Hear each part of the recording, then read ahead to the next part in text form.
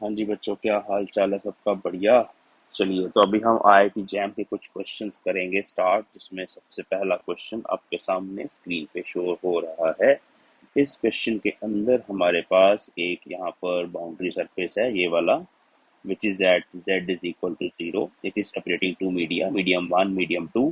Medium 1 के अंदर जो स्पीड है इलेक्ट्रोमैग्नेटिक वेव की वो v1 है, प्रोपेगेशन कांस्टेंट k1 है। मीडियम 2 के अंदर स्पीड v2 है, प्रोपेगेशन कांस्टेंट k2 है। और इसमें क्वेश्चन में मेंशन्ड है कि v2 v1 से बड़ा है, मतलब मीडियम 2 जो है वो रेयर होगा, उसमें स्पीड कम हो चुकी है, और मीडियम 1 जो है वो डेंसर होगा। ठीक है, तो यहाँ पर एक इलेक्ट्रोमैग्नेटिक वेव इधर जा रही है, और हमें बताना है कि अगर इस वेव का इलेक्ट्रिक फील्ड वेक्टर ये है हमारे पास। ठीक है, इसको लिख के दिखाते हैं यहाँ पे।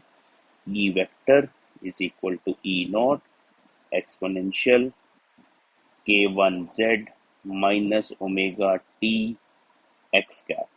तो ये इसका इलेक्ट्रिक फील्ड वेक्टर है। इसका मतलब क्या होता है, ध्यान से समझेंगे। इसमें ये पार्ट एम्पलीट्यूड होता है वेव का, और ये इलेक्ट्रिक फील्ड का एम्पलीट्यूड है।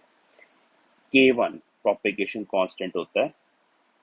जिधर हमारी वेव जाती है k1 की वो डायरेक्शन होती है। जैसे k1 के साथ z लगा हुआ है, तो z का जो कॉफिशिएंट है वो प्रोपेगेशन कांस्टेंट है। तो प्रोपेगेशन डायरेक्शन हमारी इस केस में या तो प्लस z होगी या माइनस z होगी। अब अगर z के कॉफिशिएंट और t के कॉफिशिएंट का साइन ऑपोजिट है, जैसे यहाँ प्लस है और यहाँ माइनस है, तो जो हमारी वेव है वो पॉजिटिव z की तरफ जाती है। तो जैसे यहाँ पर ये z एक्सिस है, और वेव भी हमारी इधर जा रही है पॉजिटिव z की तरफ। तो ये दोनों साइन, इस कॉफिशिएंट का और टाइम के कॉफिशिएंट का साइन ऑपोजिट होना चाहिए, तो हमारी वेव पॉजिटिव डायरेक्शन की तरफ जाएगी। अगर इन दोनों के साइन, किसका साइन, फिर से सुनिए, इसका और इसका, इन दोनों के साइन ऑपोजिट ना हुए, सेम हुए, जैसे मान लो दोनों जगह माइनस माइनस हुआ, तो हमारी वेव नेगेटिव जेड की तरफ जाएगी। तो इनके साइन अगर सेम होते हैं तो हमारी वेव नेगेटिव जेड की तरफ जाती है। याद रखना इस बात को, ठीक है। अब हमें क्या करना है, हमें मैग्नेटिक फील्ड वेक्टर के बारे में बताना है कि जो रिफ्लेक्टेड वेव है, जो रिफ्लेक्ट होके वापस आएगी, उसका मैग्नेटिक फील्ड वेक्टर कैसा होगा, ये हमें बताना है। चार ऑप्शंस हमारे पास हैं। सबसे पहले याद रखेंगे, इलेक्ट्रिक फील्ड और मैग्नेटिक फील्ड वेक्टर के जो एम्पलीट्यूड्स होते हैं उनमें रिलेशन होती है। अगर आप बी नॉट लिखना चाहते हो, वो E naught divide by the speed of the wave in that medium होगा। अब हमारी जो रिफ्लेक्टेड वेव है, ये ब्लू कलर में मैंने बना दी, ये कौन से मीडियम के अंदर है, मीडियम वन के अंदर। और मीडियम वन के अंदर वेव की स्पीड v1 है। तो मीडियम वन के अंदर जो मैग्नेटिक फील्ड का एम्पलीट्यूड होगा, जिसको मैंने यहाँ बी नॉट लिखा है, वो उसके नीचे वो E naught divide by V one होगा। ध्यान रखना, तो इसमें हर जगह ही E naught divide by V one है। पहली बात तो ये है, मैग्नेटिक फील्ड को बी नॉट नहीं लिखा, लेकिन E naught divide by V one लिखा है। ओके, ये बात क्लियर हो गई हमें। अब हम बात करेंगे इलेक्ट्रिक फील्ड वेक्टर की। जब वेव डेंसर मीडियम से रेयर मीडियम में जाती है, तो जो इलेक्ट्रिक फील्ड वेक्टर है उसकी डायरेक्शन सेम रहती है। यहाँ पे इलेक्ट्रिक फील्ड वेक्टर के साथ देखो क्या लगा हुआ है, एक्स का। हमारा इलेक्ट्रिक फील्ड वेक्टर ऐसे है, जो हमारी वेव इस तरफ जा रही है पॉजिटिव जेड की तरफ, जो हमारी इंसिडेंट वेव है उसका इलेक्ट्रिक फील्ड वेक्टर ये है। कैसे पता चला मुझे, क्योंकि हमारा एक्स एक्सिस ऐसे ऊपर की तरफ है और इलेक्ट्रिक फील्ड वेक्टर भी उसी तरफ आएगा। ठीक है, तो इलेक्ट्रिक फील्ड वेक्टर हमारा इधर है, वेव इधर जा रही है। अब यहाँ लगेगी पॉइंटिंग थ्योरम। सो पॉइंटिंग वेक्टर हमारे पास जो होता है वो हमें डायरेक्शन बताएगा इसमें से जो तीसरा वेक्टर बच गया उसकी। तो उसके लिए आपको right hand thumb rule use करना है। ई वेक्टर से बी वेक्टर की तरफ राइट हैंड की फिंगर को घुमाना। सो ई वेक्टर ऊपर है, बी वेक्टर बाहर होना चाहिए, डॉट से रिप्रेजेंट करेंगे। अब आप स्क्रीन पे अपना राइट हैंड अलाइन करिए, ई वेक्टर की तरफ अपनी फिंगर्स को रखिए। आप इस तरह से स्क्रीन पर अलाइन करेंगे ना, तो आपकी जो फिंगर्स हैं बच्चों वो आपकी तरफ आएंगी, आपकी हथेली आपकी तरफ आएगी, और आपका थंब राइट साइड पे आएगा। फिर से सुनिए, हथेली अपनी तरफ रखिए और थंब आपका राइट साइड पे आएगा। अपनी फिंगर्स को घुमाइए बाहर की तरफ, बाहर की तरफ घुमाओगे तभी थंब जो राइट साइड पे आएगा ना, तो मतलब मैग्नेटिक फील्ड वेक्टर यहाँ पर बाहर की तरफ है। तो ये अभी इंसिडेंट वेव की बात हो रही है। अब रिफ्लेक्टेड वेव में भी जो इलेक्ट्रिक फील्ड वेक्टर है वो ऐसे ही बनेगा, क्लियर है मुझे। और हमारा प्रोपेगेशन कांस्टेंट इधर बनेगा, क्योंकि वेव रिफ्लेक्टेड है, जो उल्टी आ रही है इस तरफ आ रही है, रिवर्स होगी वेव की डायरेक्शन।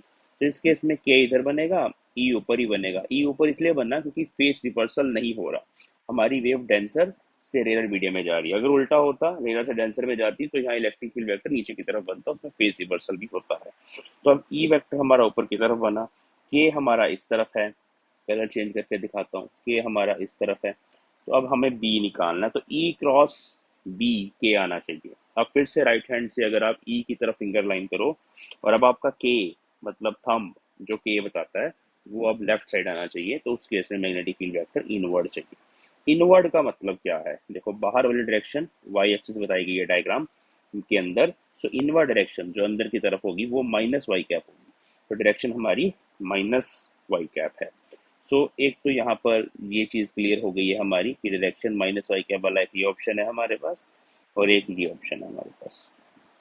ये दो ऑप्शन, डी ऑप्शन और सी ऑप्शन, इसमें डायरेक्शन माइनस वाई कैप है, तो डायरेक्शन हमें पता लग गई है मैग्नेटिक फील्ड वेक्टर की। अब हम प्रोपेगेशन कांस्टेंट को भी देखेंगे। तो जैसे मैंने आपको बताया, हमारे z का और t के साइन, t के कोफिशिएंट्स के साइन अगर ऑपोजिट हैं तो वेव प्लस z की तरफ जाएगी, और अगर सेम है, यहाँ पे सेम है, तो वेव हमारी नेगेटिव z की तरफ जाएगी। तो ये सारे के सारे जो हमारे कॉन्सेप्ट्स हैं वो क्लियर होने चाहिए आपको। तो यहाँ पर हमारा ऑप्शन सी करेक्ट है, क्योंकि इस केस में हमारे पास जो हमारी वेव है उसमें z का कोफिशिएंट माइनस और t का कोफिशिएंट माइनस, दोनों का साइन सेम है ना, तो मतलब ये नेगेटिव z की तरफ जा रही है। तो ये सारा का सारा जो कॉन्सेप्ट है मैंने आपको इस प्रॉब्लम के अंदर समझाया है। अब अगर आप इसको डिटेल में देखना चाहते हो, तो अभी यहाँ पर आपको लिंक भी शो होगा, डिस्क्रिप्शन में भी लिंक मिलेगा। आप इलेक्ट्रोमैग्नेटिक वेव की जो प्लेलिस्ट है मेरे चैनल पे उसके अंदर जाइए, लास्ट में जाके आपको लेक्चर मिलेगा नॉर्मल इंसिडेंस वाला, जिसमें हमने इसको डिटेल में स्टडी करा हुआ है, इस पूरी डेरिवेशन को। उस डेरिवेशन को अगर आप ध्यान से देखेंगे तो इससे रिलेटेड और भी कितने भी क्वेश्चन होंगे वो सारे आप कर पाएंगे। It is very important topic. इसके ऊपर क्वेश्चन IIT जैम के अंदर 2019 के अंदर आया था। So thanks for watching, we will meet in the next video. Thank you.